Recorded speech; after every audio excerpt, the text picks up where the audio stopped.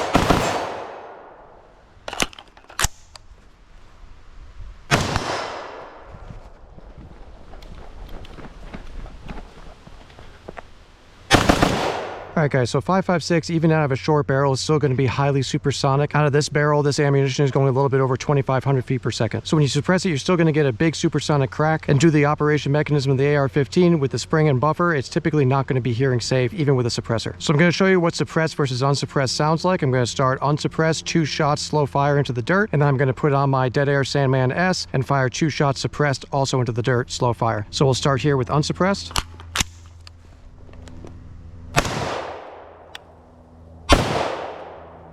Okay. And we'll attach Sandman-S. Suppressed.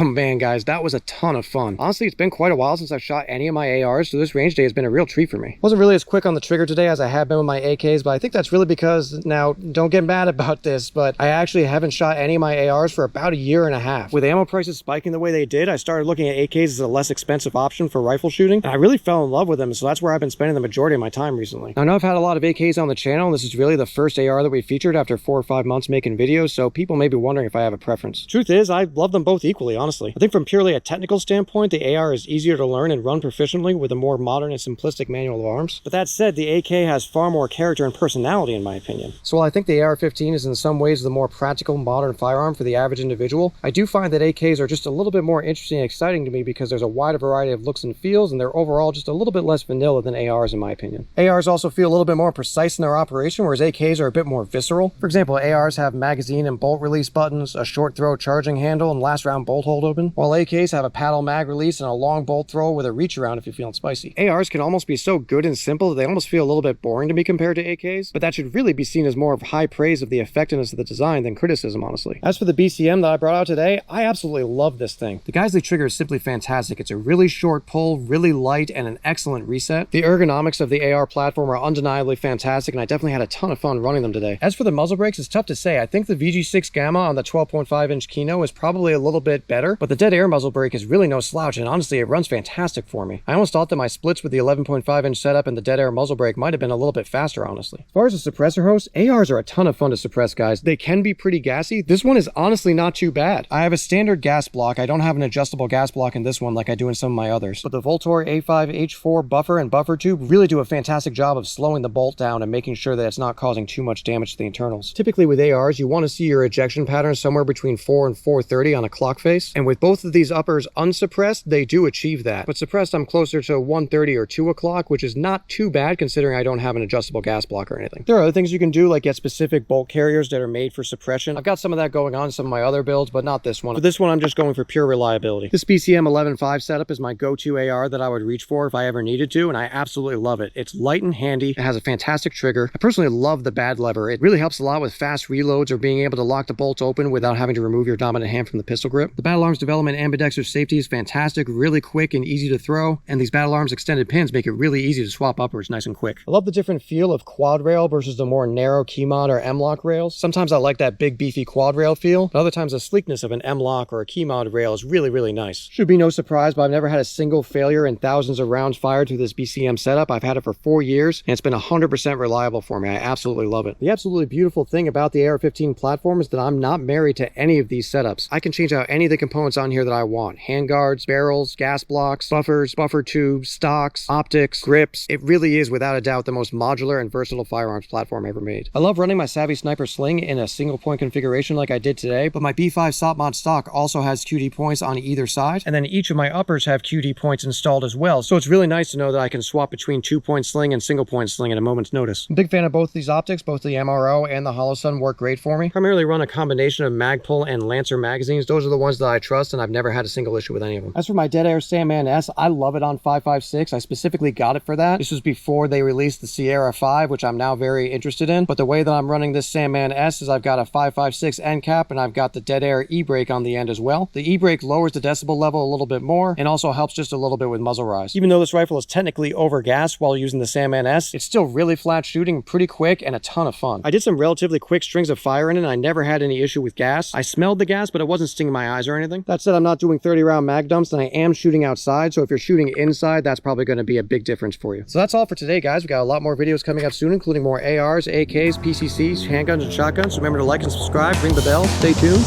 and thanks for stopping by.